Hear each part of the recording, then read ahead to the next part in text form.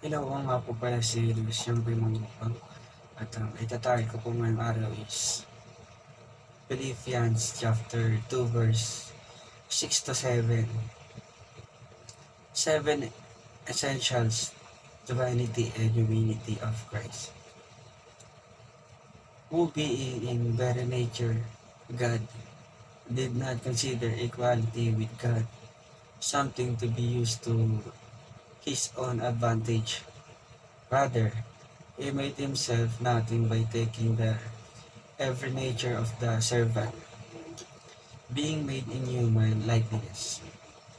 Sa Tagalog naman po, na sa pagiging tunay na Diyos ay hindi nag-isip ng pagkakapantay-pantay sa Diyos bilang isang bagay na gagamitin sa kanyang sariling kapakinabangan. Sa halip, ginawa niya ang kanyang sarili na walang kabuluhan sa pamamagitan ng pagkuha ng mismong kalakasan ng isang alipin ng ginawang kawangis ng tao.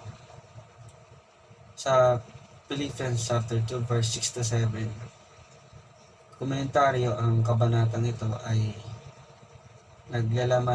naglalaman ng ilang mga pangangaral sa pagkakaisa, pag-ibig at pagkakaisa, sa kababaang loob at kababaan ng pag-iisip at sa isang nagiging buhay at pakikipag-usap at nagtatapos sa pamamagitan ng mga komunikasyon ng dalawang kilalang ministro ni Kristo, sina Timoteo at Epaphroditus.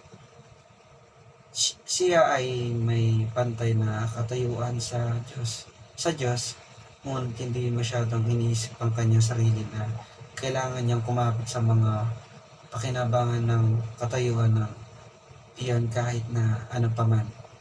Hindi naman pagdating ng panahon, sinantabi niya ang mga problehiyo ng batahala at kinuha ang katayuan ng isang alipin, maging tao,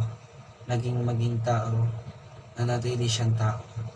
Sa na palibasay nasa anyo ng Diyos ay hindi inakala ang kapantayan ng Diyos ang pagnanakaw, kundi ginagawang walang respetasyon ang kanyang sarili at kinuha ang anyong alipin at ginawang kawangis ng mga tao at nasumpungan sa anyo bilang tao.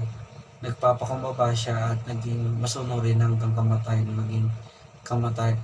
maging sa kamatayan sa cross. God of perfect of love, we ask that we receive this gift of tithes and offering as a sign of our knees bending before you, of our tongues confessing that you are God.